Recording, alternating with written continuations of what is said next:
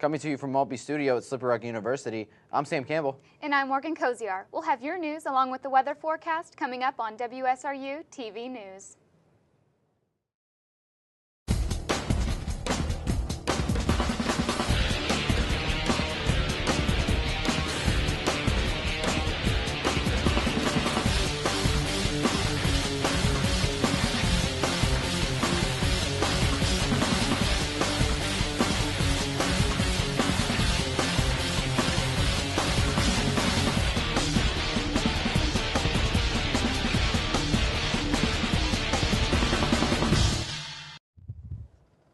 Kayla Mueller, an American ISIS hostage, was confirmed dead Tuesday by her family. Mueller's family received a private message from ISIS including photos. Mueller was captured in 2013 doing aid work in northern Syria. After leaving a Doctors Without Borders hospital, Mueller was taken hostage. The terrorists demanded $7 million for her release. Mueller was killed in a Jordanian airstrike. With the recent outbreak of measles in Disneyland, employers across the nation are wondering if they should require their employees to be vaccinated. A professor at the School of Public Health at the University of Berkeley, California, said that it depends on the type of job. 96% of adults in the U.S. are vaccinated against or immune to measles. With only 4% of adults at risk, it is unlikely that vaccination will be a requirement in the near future. The United States government announced that it will create a new agency called the Cyber Threat Intelligence Integration Center. This new agency will focus on viral threats, hackers, and any attack on the U.S. network infrastructure. The agency is a response to the high frequency of cyber attacks in the past few years. When we come back, we'll have entertainment news, so stay tuned. When we return, you'll get a sneak peek of the interview of SRU students and what their plans were for Valentine's Day. Stay with us.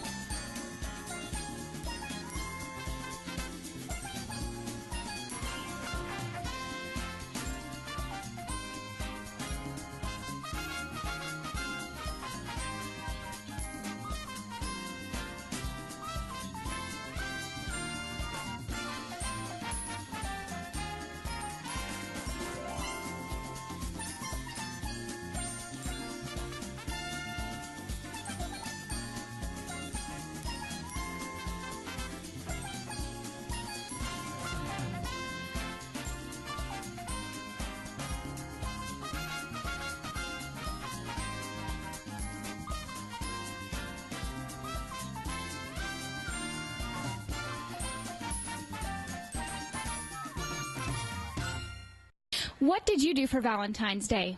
Did you take your significant other to dinner or buy them a nice gift? We're here at the Student Center to see how students spent their Valentine's Day.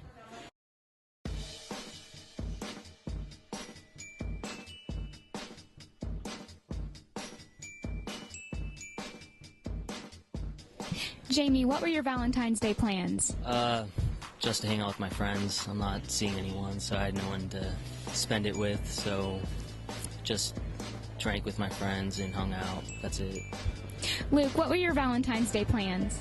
Absolutely nothing. Nothing? No dinner? Nothing. I just had a guy's night with my friends. The Lonely Single Men Club. Basically, that's what we did. We just sat around and played Call of Duty. The classic guy time, I guess. Nice. That's what I did for Valentine's Day. It was the most lonely, boring thing on the face of the planet. We stayed in, put pajamas on early, and watched the movie French Kiss. What do you think about it? It was great. We went out the night before because the weather was better. So Because the weather was bad that night, that had Valentine's dinner the day before. Nice. Any good gifts? Chocolate, right? Yeah. What's the brand? Valos. milk chocolate salted caramels from Lower Burl. Very, very good. Yeah, highly recommended. Well, that sounds great. Justin, what did you do for Valentine's Day? Well, me and my girlfriend sat on the couch and watched Netflix all day. It was pretty great. Any interesting gifts? Not really. Pretty boring stuff. Chocolate things, you know. Kayla, how did you spend your Valentine's Day? I spent it working at this summer camp. It was like a retreat that was going on, so that we had about 120 people. So I just kind of helped serve food for Valentine's Day weekend. So that's what I did. Surrounded by people you love. Yeah. Sean, how was your Valentine's Day? It was all right. I just worked at Burger King all day, so not really anything exciting. Haley, what were you doing for Valentine's Day? Well, for Valentine's Day, I got to work all day, and then thankfully I got to go to dinner with my significant other. Where'd you go? We just went down to the brewery. Oh, that's nice. What'd you get? I got a burger, and so did she, so. Sounds good. Very good. It's always the brewery, so it's always good. Any dessert? Candy? No, not enough room. Gifts? Yes, we both exchanged T-shirts. I took my girlfriend to Red Rock Falls, then we went to Cafaros for bowling, then we came back here for the SGA movie Horrible Bosses 2. Nice.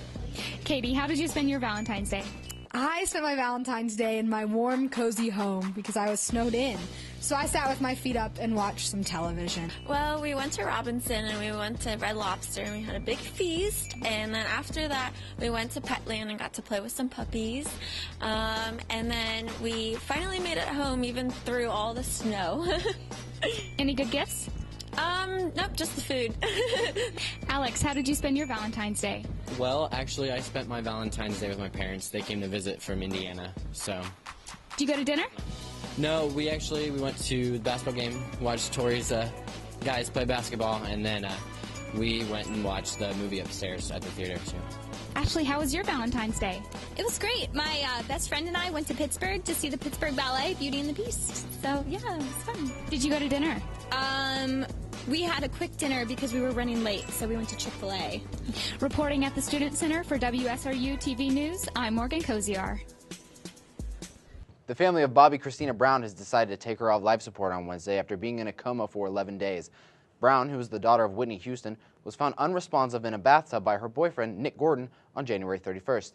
The family has said that they wanted to end life support on Wednesday because that is the exact date that Houston died in 2012. Like Brown, Houston was also found drowned in a bathtub. A public candlelit vigil organized by Bobby Christina's father, Bobby Brown, was held Monday night for Brown in Riverdale, Georgia. Thanks, guys. I'm Dave Miller, and here are this week's sports headlines. This past weekend, Slippery Rock welcomed back one of their greatest athletes, Matt Adams. Adams, who is currently the first baseman for the St. Louis Cardinals, is a Slippery Rock alumnus. He attended the university from 2007 to 2009 before being drafted by the St. Louis Cardinals. He holds many records and has claimed many awards here at his time at Slippery Rock and is to be considered one of the best this baseball program has ever had. This past weekend, Slippery Rock welcomed the return of the hero and honored him by retiring his jersey in the school's Hall of Fame.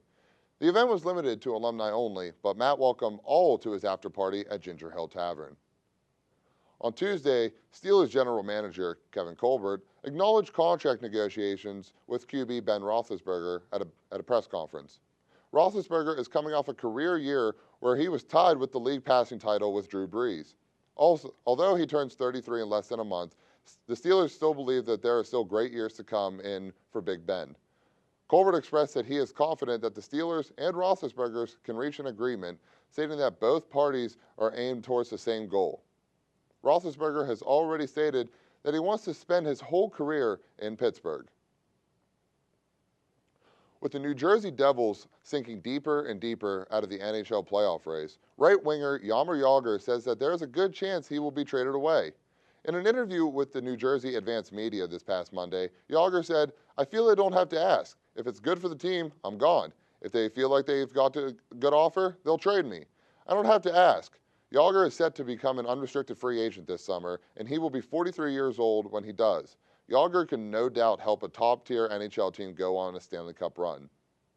Finally, Edmonton Oilers placed Taylor Hall on the injured reserve today as he had a bruise on his bone in his ankle. The Oilers expect him to be out between 4 to 6 weeks with this injury. The Oilers also placed Benoit Pouliot on injured reserve. The Oilers responded with roster moves by calling up forward Ryan Hamilton and goalie Richard Bachman for their AHL affiliate, the Oklahoma City Oilers. That's it for me, and back to you guys. Boston seeks National Guard for help removing an abundant amount of snow after a massive snowstorm hit the area last week.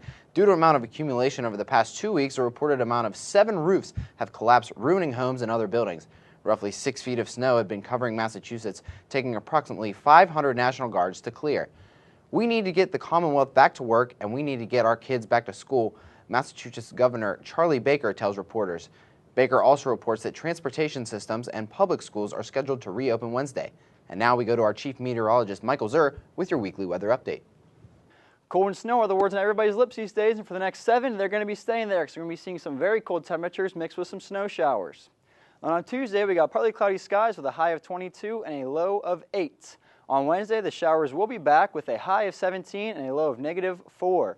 Thursday, the snow showers will still be in the area, a 60% chance all day with a high of 8 and a low of -12. On those 2 days, we'll probably see about 2 inches combined accumulation in the area. And coming over here for your weekend forecast on Friday, we got mostly sunny skies with a high of 12 for the day and a low of 1 for the night. On Saturday, we got snow showers are back in the area with a high of 31 and a low of 17. Coming over to Sunday, we still got showers in the area, around 2 inches of accumulation on those days as well, with a high of 28 and a low of 4. And on Monday, we got cloudy skies with a high of 22. For WSRUTV News, I am Chief Meteorologist Michael Zur. Back to you guys. Well, that's all we have for you this week. I'm Morgan Koziar. And I'm Sam Campbell. Have a great week, Slippery Rock.